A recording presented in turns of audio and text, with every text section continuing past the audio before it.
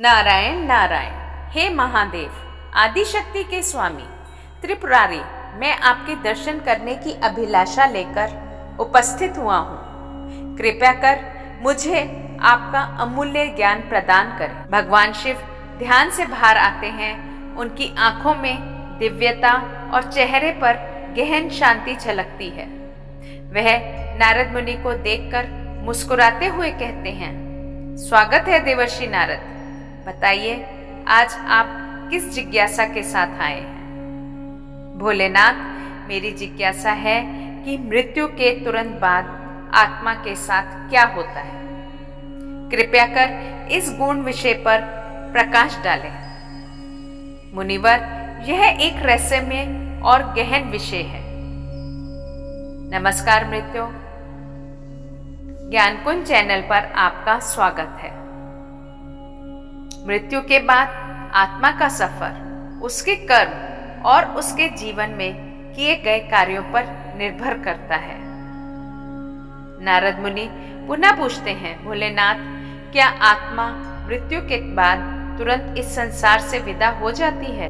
नहीं नारद, जब किसी प्राणी की मृत्यु होती है तो आत्मा शरीर को धीरे धीरे त्यागती है और यह प्रक्रिया उसके कर्मों और भोगों के प्रभाव से प्रभावित होती है। मृत्यु के समय प्राण वायु शरीर से बाहर निकलती है और आत्मा 9 मार्गों में से किसी एक मार्ग से बाहर जाती है। तब महर्षि नारद पूछते हैं, भोलेनाथ, कृपया कर बताएं, मृत्यु के बाद आत्मा कैसा अनुभव करती है? भगवान शिव बोले, देवर्षि, जब आत्मा शरीर को छोड़ती है तो कुछ समय तक अचेत अवस्था में रहती है। यह एक ऐसा अनुभव होता है जैसे कोई गहरी निद्रा में हो, लेकिन कुछ समय बाद आत्मा चेतना प्राप्त करती है और खुद को अपने मृत शरीर से अलग पाती है।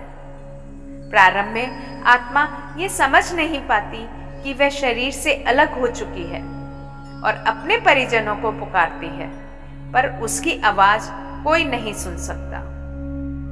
तब नारद मुनि ने पुनः प्रश्न किया कि प्रभु, क्या आत्मा अपने मृत शरीर और परिवार के प्रति मोह रखती है?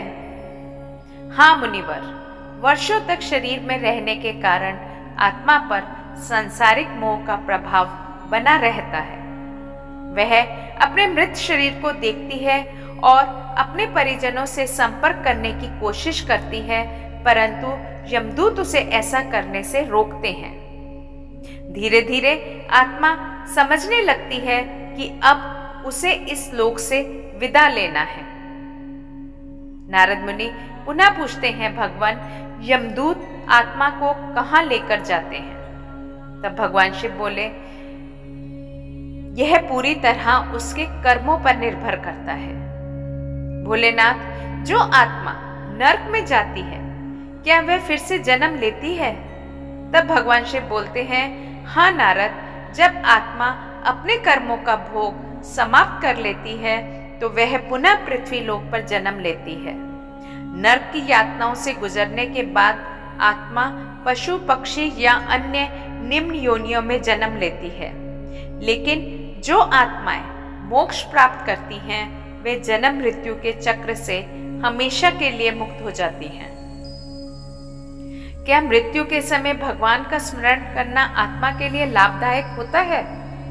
नारद मुनि पुनः प्रश्न करते हैं। तब भगवान शिव ने उन्हें कहा, निसंदेह मुनिवर, यदि कोई व्यक्ति मृत्यु के समय ईश्वर का नाम जपता है तो उसे यमदूतों का सामना नहीं करना पड़ता। भगवान उसे अपने श्री चरणों में स्थान देते हैं। यही कारण है कि हमें जीवन भर ऐसे कर्म करने चाहिए जो हमें मोक्ष की ओर ले जाए। आपकी दिव्य वाणी ने मेरे सारे संशय दूर कर दिए प्रभु। यह ज्ञान सभी मनुष्यों के लिए अत्यंत महत्वपूर्ण है, नारद मुनि ने कहा। तब भगवान शिव कहते हैं, मुनिवर, यह ज्ञान सभी को बताना अति आवश्यक है। जीवन और मृत्यु के इस चक्र को समझकर ही मनुष्य अपने कर्म सुधार सकता है। प्रभु, क्या कोई उपाय है जिससे पापी आत्मा अपने कर्मों का प्रभाव कम कर सके? इसके उत्तर में भगवान शिव कहते हैं, हाँ नारद, मृत्यु के समय यदि आत्मा सच्चे हृदय से ईश्वर का नाम जपती है तो उसके पाप कर्मों का प्रभाव कम हो सकता है। भगवान विष्णु के नाम का स्मरण आत्मा के लिए परम शुद्धि का माध्यम है। तब नारद मुनि कहते हैं, प्रभु, क्या मृत्यु के समय परिवार के सदस्य आत्मा की सहायता कर सकते हैं? इस पर भगवान शिव ने उत्तर दिया, निसंदेह परिवारजन द्वारा किए गए पवित्र कार्य जैसे गीता पाठ, गरुड़ पुराण का श्रवण, हवन और भगवान का नाम जप आत्मा को शांति प्रदान करते हैं। यह उसे नरक की यातनाओं से बचा सकते हैं और स्वर्ग या मोक्ष की ओर भी ले जा सकते हैं।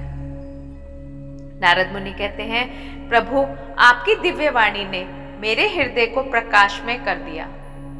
इस ज्ञान को मैं संसार में अवश्य प्रस्तावित करूंगा।